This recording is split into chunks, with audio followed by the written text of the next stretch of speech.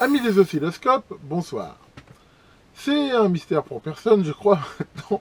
J'aime bien les appareils de mesure, hein, j'aime bien jouer avec, j'aime bien aussi éventuellement vous en présenter des nouveaux.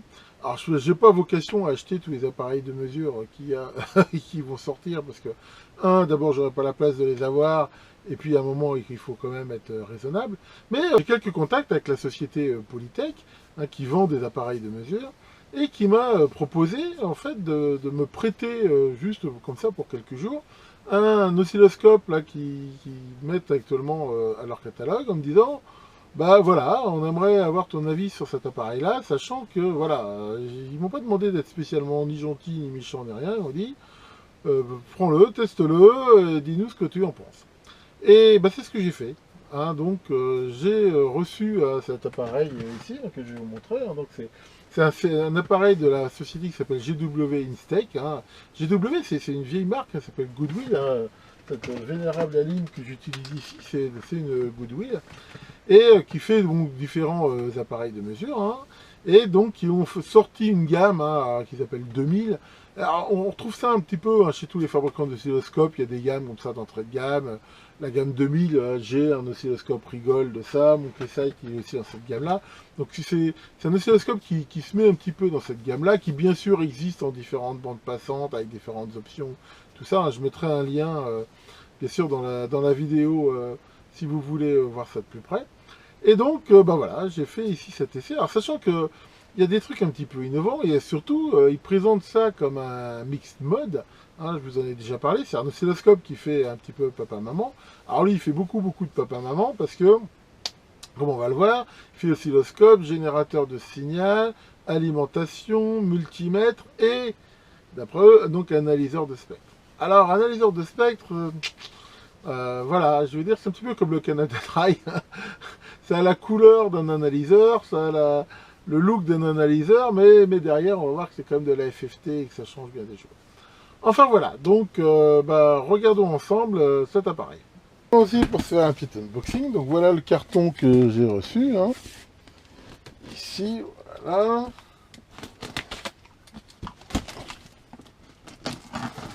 Hop là. Et en fait, c'est un carton qui contient un carton ici qui est beaucoup plus petit. Hein. Voilà, donc le carton GW1 sec. Voilà, on va essayer de le sortir. À l'intérieur, nous avons les l'inévitable cordon secteur. L'appareil en lui-même, on va regarder ça de plus près. Ici, donc, une pochette qui contient entre autres un CD et manifestement les sondes. On va voir ça aussi de plus près. Et ici, apparemment, un cordon BNC et aussi ici, donc, différents cordons de mesure. Et aussi.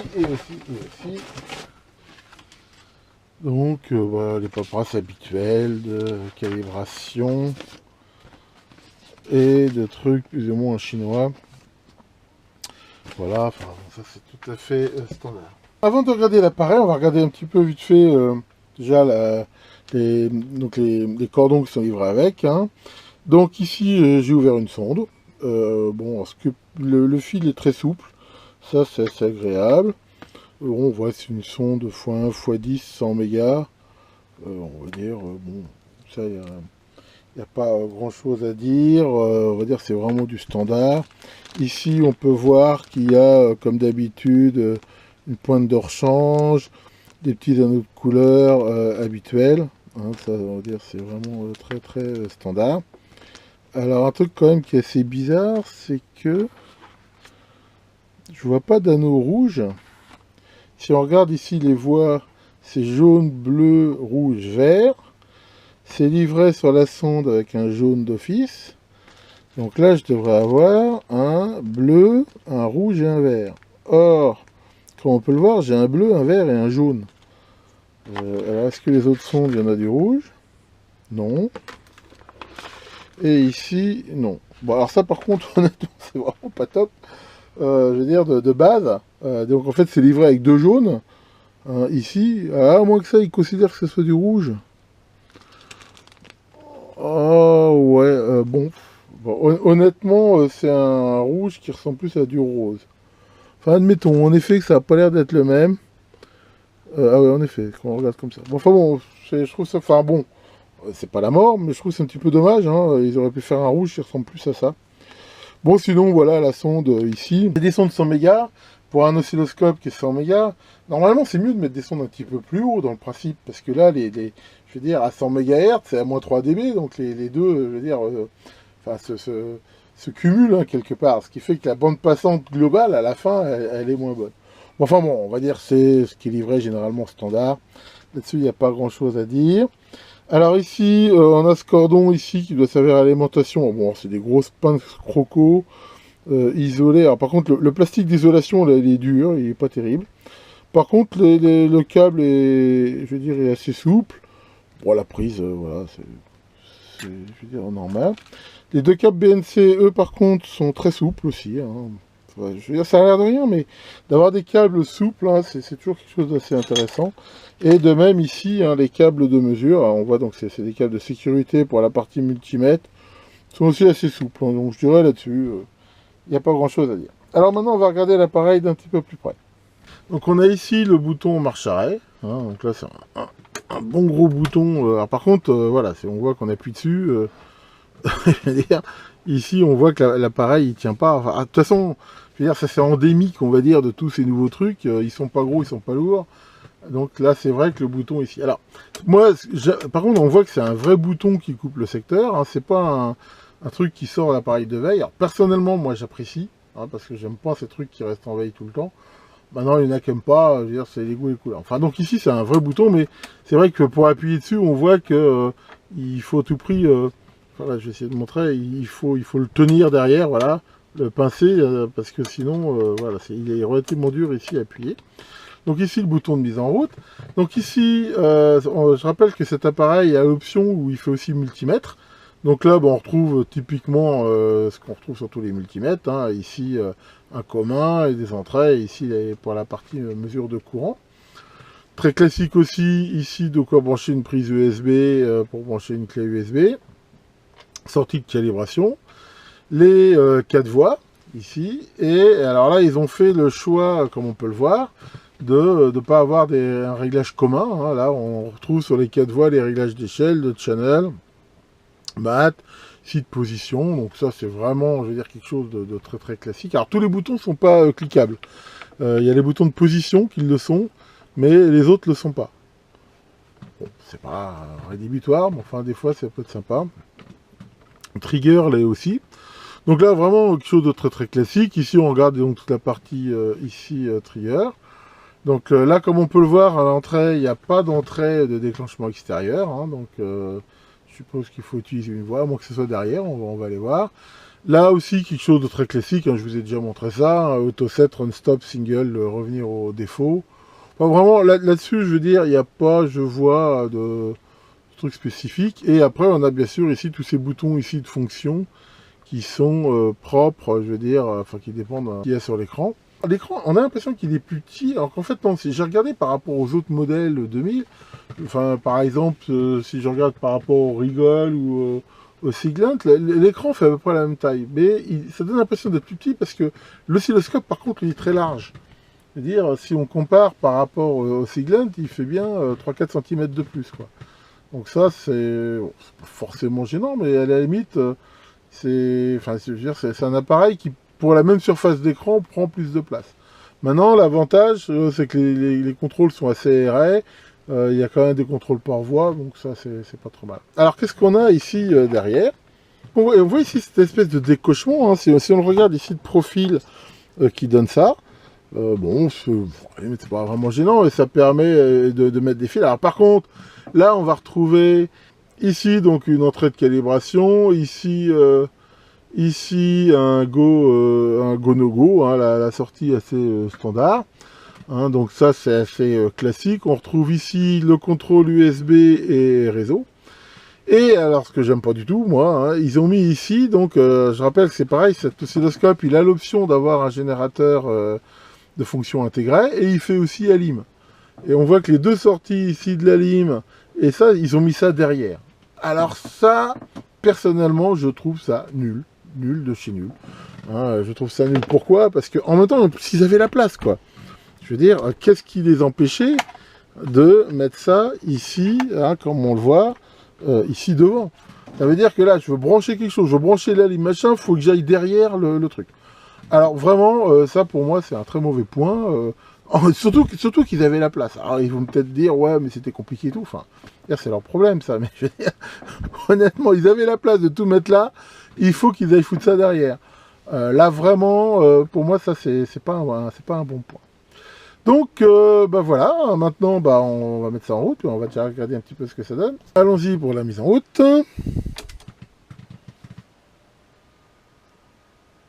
Alors, la première chose qu'on peut noter, c'est qu'il est relativement bruyant.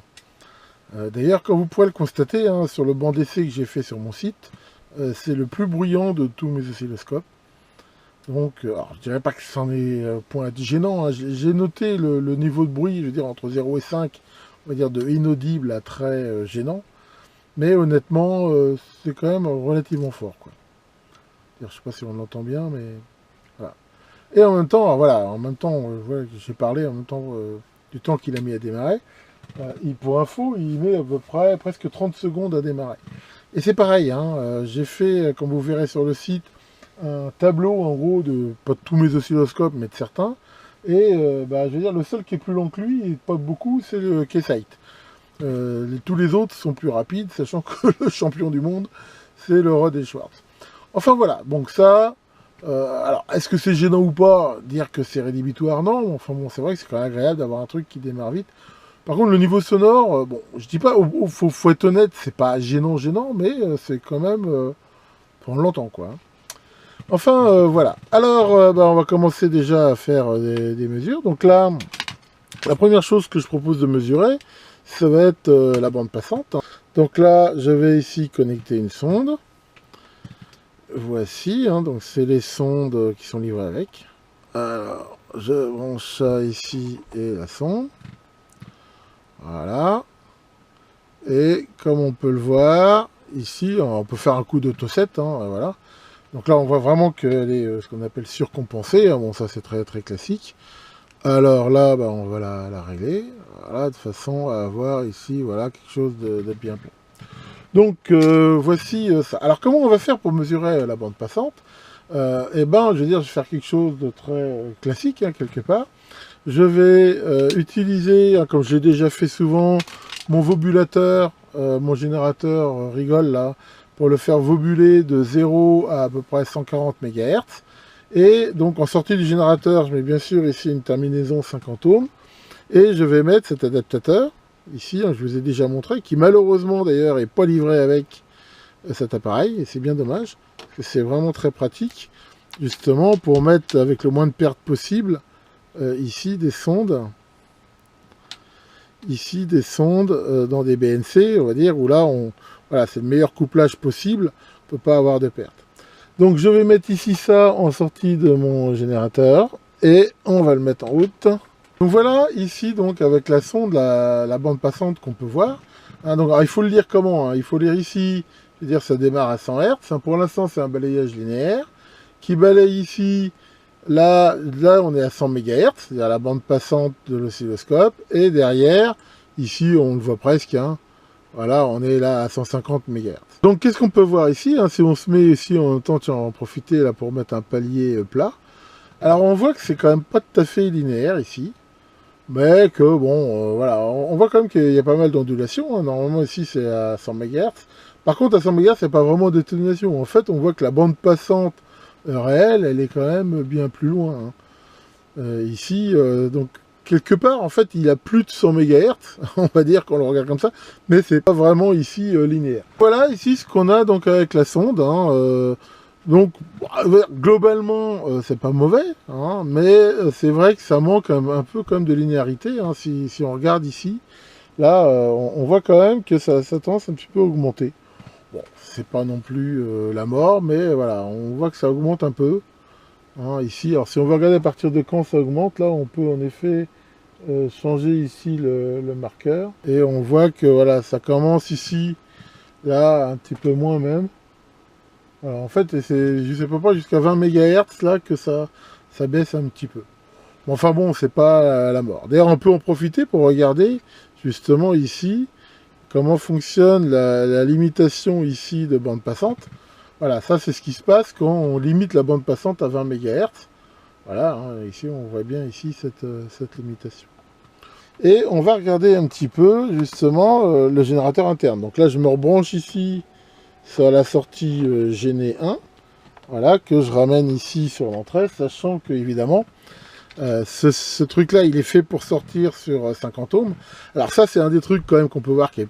Enfin, c'est bien et pas bien, mais je veux dire, ici, voilà, on voit que l'impédance d'entrée de l'entrée, on ne peut pas la changer. Contrairement à certains oscilloscopes où on peut faire 50 ohms. Alors c'est vrai qu'il y a du pour et du contre à avoir des terminaisons intégrées, parce que c'est vrai que si jamais on les surcharge, souvent elles ne sont pas très puissantes, c'est pas très facile à changer. Maintenant, surtout pour un oscilloscope qui se vante de vouloir faire un analyseur de spectre, c'est un peu gênant. À la limite, ce qu'ils auraient pu faire, ce qui aurait été sympa, c'est de vendre ici des terminaisons 50 ohms avec, ce qu'ils n'ont pas fait. Donc c'est marrant, ils fournissent quelque part le coax, comme ça. Donc ici, si on veut faire vraiment des mesures sérieuses, hein, c'est-à-dire que de ne pas être perturbé par le câble ici, donc je vais mettre ici une terminaison 50 ohms. Voilà. Alors, comment on fait pour avoir accès ici au générateur? Donc en fait, on a accès à ça parce qu'ils appellent ici les apps. Et on a ici générateur intégré, analyseur de spectre, enfin pseudo-analyseur de spectre, voltmètre et alimentation. Donc si ici, on va ici dans le générateur, donc là on peut déjà régler sur quelle sortie jouent les réglages, hein, c'est un truc à 2 canaux. Donc la sortie c'est l'active ou pas, là on va l'activer, et justement quelle est la charge, donc ça on a déjà parlé, ici il faut mettre 50 ohms. En fait on voit que ça change strictement rien sur le signal, la seule chose c'est que bien sûr les amplitudes qui sont mises sont divisées par 2. Donc ici c'est la phase entre les deux générateurs, hein. Bon, ça c'est intéressant de pouvoir le changer. Donc si on va dans les réglages ici, déjà on peut choisir ici le type de signal qu'on a. Bon, on voit, c'est pareil, on ne va pas tout voir, hein. Il y a quand même du choix, rampe, DC, bruit, ici, voilà, et aussi arbitraire. Pour une fois, par contre, il y a un éditeur du signal arbitraire ici à l'intérieur, que pas trop mal fait au niveau ergonomie. Bon, maintenant, c'est comme tout, si on veut faire un signal complexe, ça peut être fastidieux, mais enfin, ça par contre, c'est quand même un point pour moi qui est intéressant, dans la mesure où, si on veut faire un signal, on n'est pas obligé de passer par un PC ou un logiciel externe. Donc ça, voilà, c'est pas mal. En fait, on peut même charger un signal comme sinusoïde, par exemple, et le modifier. Donc sinon, sur les autres types de signaux, bon, on va déjà regarder le sinus, hein, de base. Alors ensuite, selon les signaux, ici on a des réglages. Donc on a évidemment la fréquence. Alors sachant que la fréquence, c'est pareil, c'est relativement perturbant. C'est qu'en fait, on peut choisir ici un pas de fréquence qu'on veut, ce qui fait que c'est le pas ici qu'on règle. Par contre, si on veut pouvoir le changer après comme on veut, bah, il faut rappuyer ici sur Select. Et ici, pour le coup, on peut choisir ici la précision qu'on veut. Bon, il faut reconnaître que de façon globale, l'ergonomie de ce truc, elle est des fois un petit peu déroutante, pour 2 raisons. D'abord, elle n'est pas vraiment standard par rapport aux autres oscillos. Et surtout, en fait, il y a des fois, on ne comprend pas trop, hein. Des fois, il y a des signaux, des réglages, on les fait ici directement. Des fois, il faut aller là, puis toc, ça passe là. Enfin, c'est des fois, par exemple, comme on l'a vu ici, il y a un réglage, mais il faut appuyer sur Select pour pouvoir le faire. Enfin bon. Honnêtement, c'est pas toujours... c'est pareil, il y a des retours un peu partout, on ne sait pas trop retour où. C'est un petit peu space. Bon, maintenant, c'est pas non plus rédhibitoire, hein, mais voilà, c'est des fois un petit peu spécial. Alors justement, parlons ici de ce bouton variable. Ce bouton variable, il y a quand même quelque chose qui est vraiment... Enfin, mais je sais pas si c'est un bien ou un mal. Il n'est pas poussable. Généralement, les boutons multifonctions comme ça, on choisit ce qu'on veut et à un moment donné, on sélectionne. Si on vient ici au réglage, voilà, hein, typiquement là on appuie ici, donc là c'est le réglage ici du bouton multifonction qui permet de choisir, voilà, mais par contre bien sûr on ne peut pas le pousser, derrière il faut appuyer sur Select. Alors dans un sens c'est aussi bien, dans le sens, alors c'est peut-être pour ça qu'ils l'ont fait, c'est que des fois ces boutons multifonctions, il y a des scopes où quand on appuie dessus, bah, justement on change le réglage. Alors il y en a qui sont plus ou moins chiants par rapport à ça, le rigole est très sensible. Hein, quand on fait ça. Donc ça, dans un sens, c'est pas plus mal, mais c'est pas rare. Surtout si on est habitué dans des appareils qui généralement sont comme ça. Là, pour le coup, c'est un petit peu bizarre ici. Et par exemple, voilà, sur les réglages, Là, on appuie, par exemple ici, on est directement ici dans le système où on peut choisir ici la précision sur le truc. Par contre, ici, Enter fait rien, alors qu'il faut aller sur Retour.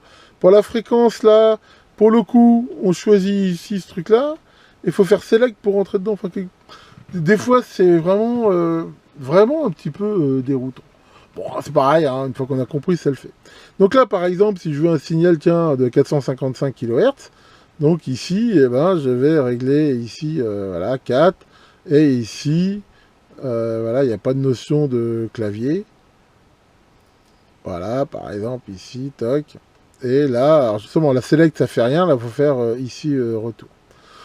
Donc voilà ici comment on règle ça. Alors au niveau de l'amplitude, quelque chose qui est un petit peu aussi, enfin moi j'ai pas trop aimé sur ce Géné, c'est qu'il est très limité. Donc si on regarde sur 50 ohms, en fait, hein, l'amplitude max, en fait elle est de 2,5 volts VPP. Ça veut dire en gros à vide c'est 5 volts, sur 50 ohms c'est 2,5.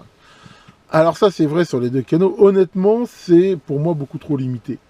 Enfin, pour un générateur digne de ce nom, c'est vraiment pour moi une limite, hein, sachant qu'en même temps, si on veut utiliser un offset, hein, comme j'ai déjà montré sur ma vidéo sur les offsets, bah là je peux même pas mettre d'offset, c'est-à-dire que si je veux mettre un offset, ça va encore baisser le plus qu'on peut avoir.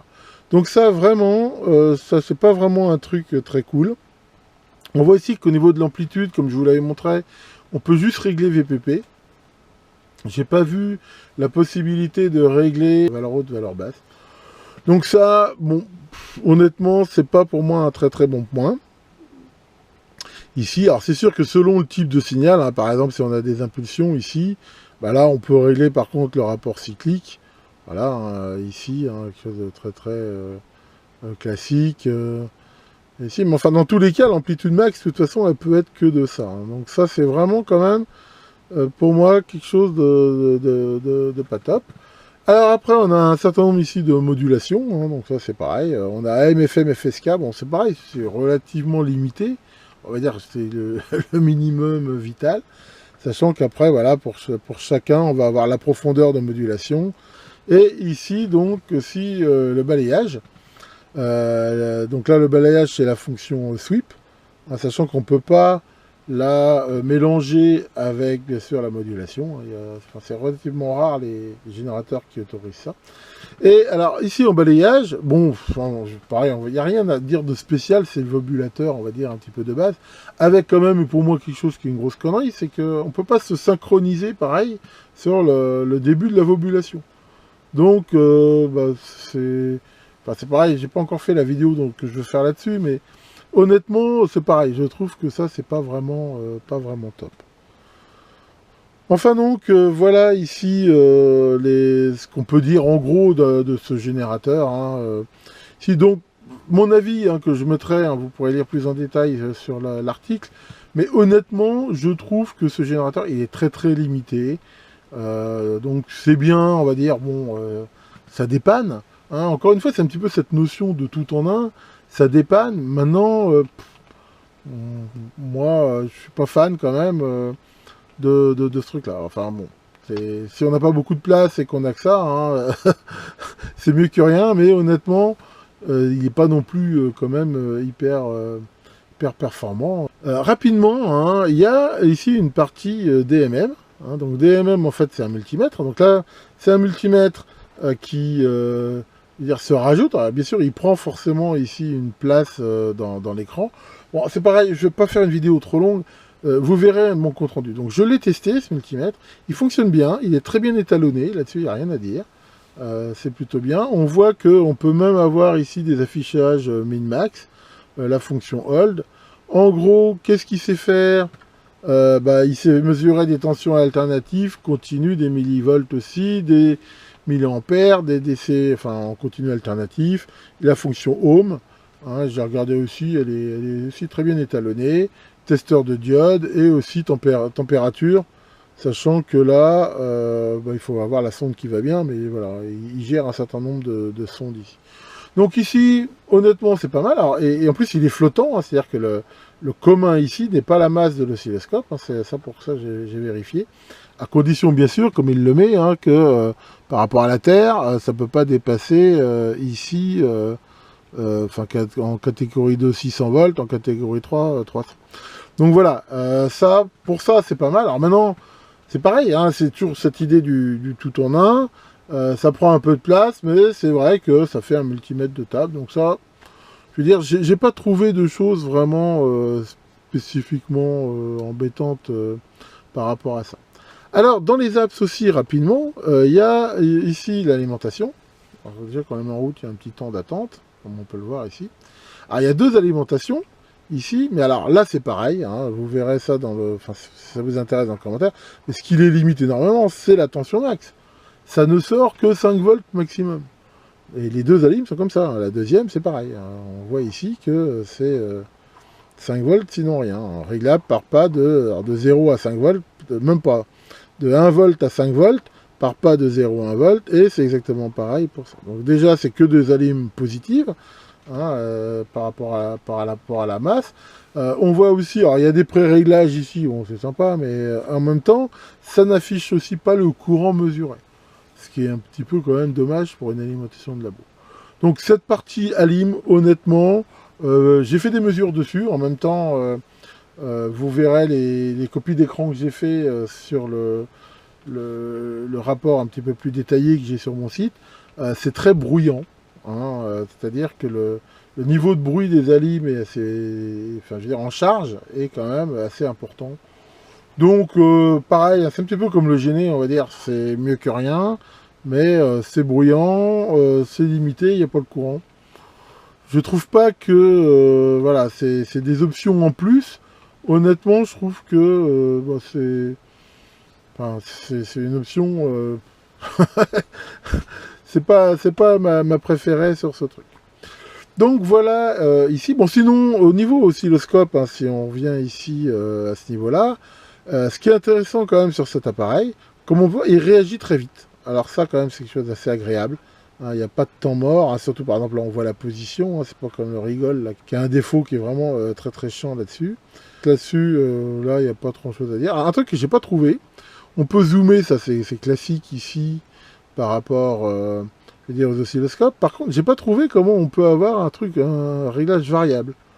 C'est-à-dire que là, on peut ici avoir le réglage classique, on va dire en 1, 2, 5. Mais si je veux un réglage fin de ça, bah, j'ai pas trouvé. Alors d'habitude, c'est les boutons ici qui sont poussables. Là, bah, j'ai pas vu. Alors, bon, j'ai peut-être pas non plus regardé tous les menus, mais ça, c'est un petit peu gênant. Alors au niveau du temps d'acquisition aussi, là, on voit que ça c'est classique. Il échantillonne, on va dire, selon la vitesse. Donc là, je suis à fond, il est bien à 1 gigaseconde. Maintenant, ce qu'on voit, c'est que si on met 2 secondes, il est toujours à 1 giga. Par contre, si on met ici les autres voies, il passe à 500. Donc ça, c'est assez classique. Hein, ça veut dire que, en gros, la voie 1 et la voie 2 sont chacune à 1 giga. Mais dès qu'on va utiliser la voie 3, par exemple, bah, la voie 3, ça veut dire que là, ça commence à baisser. Et il se partage ici le temps. Bon, c'est pareil, c'est pas... Enfin, je veux dire, c'est assez classique là, sur les oscilloscopes. Mais enfin, voilà, il faut savoir que selon le nombre de voies, on n'est pas forcément ici à 1 giga. Pour la partie analyseur de spectre, on va prendre un signal ici, comme on peut voir, de 27 MHz, hein, une porteuse à moins 20 dB, qui est modulée ici, comme on peut le voir, en amplitude à 100%, par une porteuse de 10 kHz sinusoïdale. Alors, j'ai branché ça pour l'instant sur mon analyseur de spectre Rigol DSA 815, hein, que j'ai réglé ici de telle façon à voir, hein, voilà, on voit bien ici la porteuse hein, de fréquence centrale, et ici les deux bandes latérales qui correspondent aux modulations. Alors, ce qui est intéressant, c'est que ici, si on regarde les marqueurs au niveau mesure, voilà, on voit que le marqueur ici 1 est à la fréquence centrale, la porteuse de 27 MHz. Voilà, et qu'il a un écart avec la première bande ici de 6 décibels 0,4. Sinon, si on regarde le deuxième en absolu, on voit que chaque bande a une valeur de moins 32,62 dBm. Donc voilà ici pour la mesure faite avec cet analyseur de spectre. Donc ce qu'on va faire maintenant, on va mettre exactement le même signal sur le scope réglé en analyseur de spectre avec les mêmes réglages et on va comparer le résultat. Voilà, donc j'ai branché exactement le même signal sur l'entrée de l'oscilloscope. Alors bien sûr avec une terminaison 50 ohms, hein, ce qui fait qu'on est vraiment dans les mêmes conditions. Pour info, j'utilise exactement le même câble, le même générateur. Et on va pouvoir ici regarder un petit peu ce que ça donne. Alors si on est ici au niveau donc, des réglages de fréquence, bah, là j'ai fait exactement le même réglage, à savoir que j'ai bien une fréquence centrale de 27, une échelle ici de 200, hein, ce qui correspond à l'autre. Hein, j'ai fait exactement les mêmes réglages. Et ici, au niveau d'amplitude, donc je suis bien en dBm, ici, hein, et il dit bien que pour être en dBm, il faut être sur 50 ohms, hein, ce qui est mon cas ici. Et ici, alors par contre, là, le niveau en bas, je peux peut-être le remonter un petit peu. Alors déjà, ce qu'on peut noter ici, c'est que c'est pas très facile de changer ici les réglages qui sont relativement interdépendants.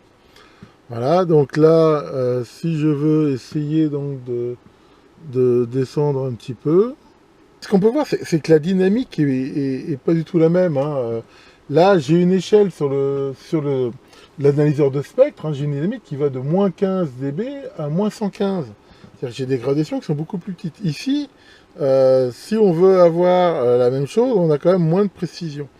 Et ça, c'est déjà de toute façon quelque chose qui est moins bon, dans le sens où la dynamique totale d'entrée, hein, sur un truc qui est en résolution de 8 bits, c'est forcément moins bien. Hein. Ah, ici, on arrive à voir un truc. Alors déjà, la première chose que ici saute aux yeux, c'est que le spectre, il n'a pas du tout la même pureté. Là, on voit qu'il y a plein de lobes, plein de trucs comme ça, qu'il n'y avait pas du tout sur l'analyseur.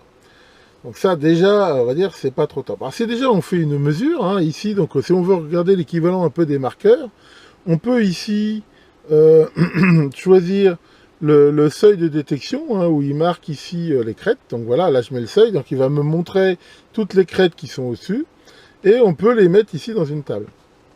Et là, donc, il me trouve bien les 3 crêtes, et ici, déjà, on voit que c'est pas bon du tout, hein, au niveau des amplitudes. Hein. Moi, sur l'analyseur de spectre, j'avais sur le marqueur, j'avais moins 32 dBm. Ici, il me trouve moins 12. Alors, à moins que je fasse une grosse erreur de mesure, mais si c'est le cas, honnêtement, je ne la vois pas.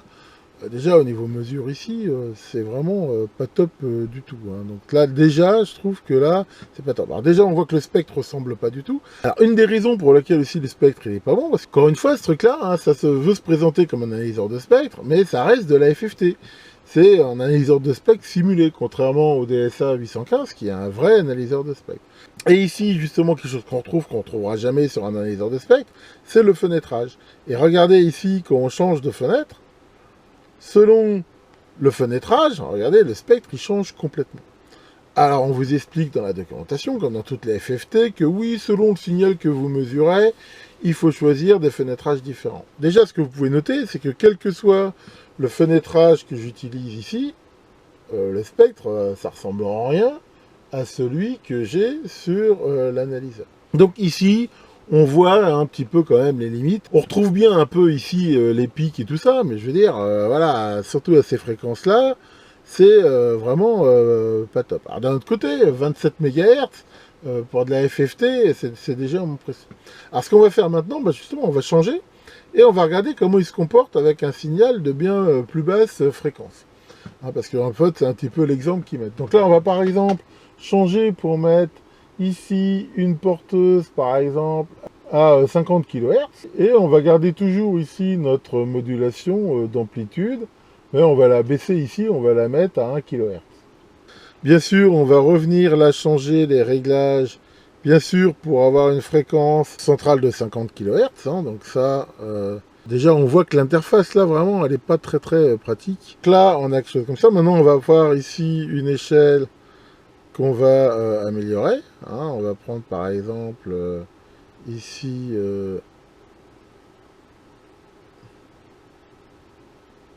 un span de 10 kHz.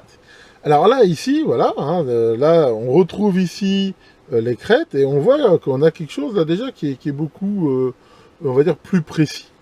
Ce qui montre que déjà, je veux dire, quand on baisse en fréquence, on a quelque chose de mieux. Alors on peut toujours regarder maintenant en quoi va jouer quand même ici le fenêtrage.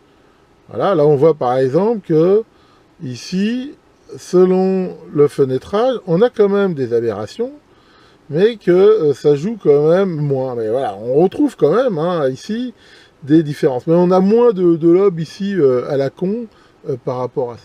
Enfin bref, hein, je rappelle, enfin bon, c'est pas le but ici de la vidéo, hein, mais c'est histoire de fenêtrage. En fait, on va dire que c'est des corrections qu'on fait parce qu'au niveau de la FFT, ben voilà, selon la façon dont c'est échantillonné, si on fait pas des fois des corrections, on a quelque chose de fou.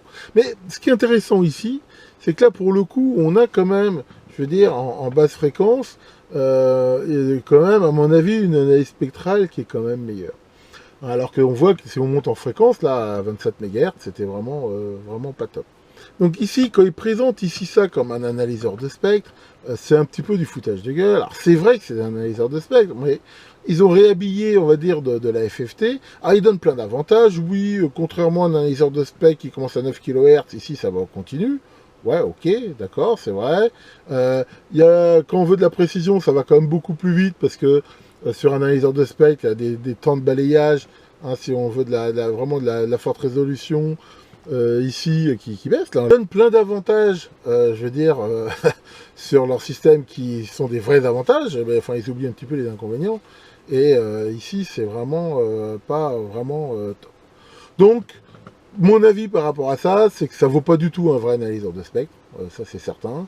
Maintenant, si on fait, on va dire, plutôt de l'ABF, hein, par exemple rechercher des distorsions, et surtout pas vouloir faire forcément des mesures hyper précises, mais je veux dire, bah, faire de l'éducation, voir la distorsion, voir des trucs comme ça, sur en plus des signaux vraiment à basse fréquence, ouais, c'est valable. Maintenant, si vous voulez un analyseur de spectre, hein, comme on l'a vu ici, pour regarder des portos à haute fréquence et faire de la mesure un peu correcte, no way. Donc, enfin, voilà, c'est, je veux dire, mon avis hein, par rapport à ça. Et de toute façon, on le voit, rien que cette notion de fenêtrage, c'est la grosse différence qu'il y a entre de la FFT et un vrai analyseur. Donc, un vrai analyseur de spectre, hein, enfin, j'en vois sur les vidéos que j'ai fait sur le sujet, il marche pas du tout de la même façon. En même temps, un analyseur de spectre, il peut vous donner ce qu'on appelle la fonction de tracking, hein, dont j'ai déjà parlé, qui est très intéressante, pour voir la bande passante de certaines choses, ce que vous donnera bas, ici, ce système-là.